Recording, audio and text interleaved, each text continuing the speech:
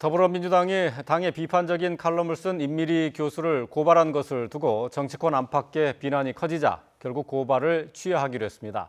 이런 와중에 정세균 국무총리는 어제 코로나19 여파로 어려움을 겪는 소상공인들을 방문한 자리에서 민심을 헤아리지 못한 다소 황당한 발언을 내놨습니다.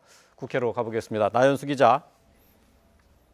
네, 국회입니다. 네, 민주당만 빼고라는 제목의 칼럼을 쓴 임미리 교수. 민주당이 선거법 위반 혐의로 고발한 사실이 알려지면서 비판이 일어섰는데요. 결국 고발을 오늘 취하하기로 했죠. 네, 민주당은 오늘 오전 임미리 교수와 경향신문에 대한 고발을 취하한다고 공식적으로 밝혔습니다. 임 교수의 칼럼이 단순한 의견 개진을 넘어 분명한 정치적 목적이 있는 것으로 판단해 고발을 진행했지만 과도했음을 인정하고 유감을 표한다고도 덧붙였습니다. 이 같은 발표는 당 지도부의 설명이나 대변인 브리핑이 아닌 알림 형식의 문자 메시지로 나왔을 뿐더러 이 과정 역시 매끄럽지 않았습니다. 처음에는 임 교수가 안철수의 싱크탱크 내일의 실행위원 출신이라 정치적 목적이 있는 것으로 봤다고 했다가 뒤늦게 특정 정치인으로 안전의원의 이름을 뺐습니다.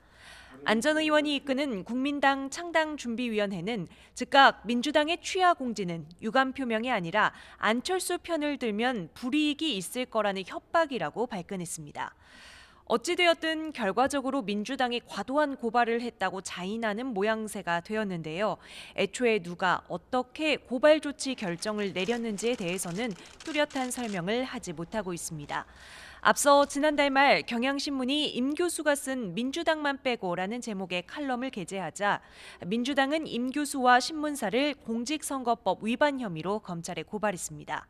정치권 안팎의 비난 여론에 이어 당내에서도 오만했다는 우려가 나오자 논란 하루 만에 고발을 취하했지만 총선을 앞두고 악재가 된 건 분명해 보입니다. 자유한국당 심재철 원내대표는 언론과 표현의 자유에 재갈을 물리겠다는 독재적 행태라며 이름에만 민주가 들어갔지 행태는 반민주적이라고 몰아세웠습니다.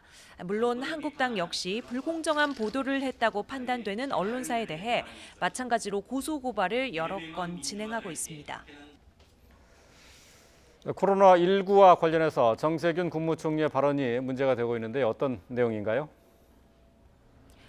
네, 정세균 총리는 어제 서울 신촌 명물거리를 찾아 코로나19로 인한 관광객 감소와 대학 개강 연기로 어려움을 겪는 소상공인들을 만났습니다.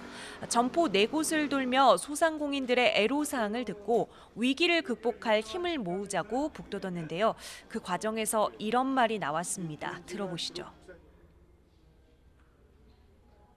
그간에 뭐 돈 많이 벌어놓은 거 가지고 조금 버티셔야죠. 어때? 버틸만 해요? 어때? 극복해야죠. 예. 요새는 좀 손님들이 적으시니까 좀 편하시겠네. 그렇지 않습니다. 네, 정 총리 나름대로는 위로나 격려를 하려던 것인지 모르겠지만 가뜩이나 장사가 되지 않는 상인들에게 그간에 많이 벌어놓은 걸로 버티셔야 한다. 손님이 적으니 편하겠다. 이런 말은 분명히 문제가 있어 보입니다. 정치권의 비판 논평이 이어졌는데요.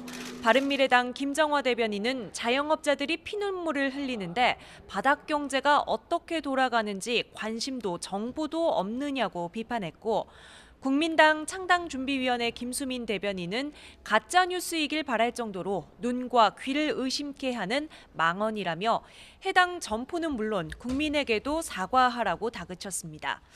여당은 비판 칼럼 고발 논란에 이어 총리의 발언까지 도마 위에 오르면서 곤혹스러운 표정으로 여론의 추이를 지켜보고 있습니다. 지금까지 국회에서 전해드렸습니다.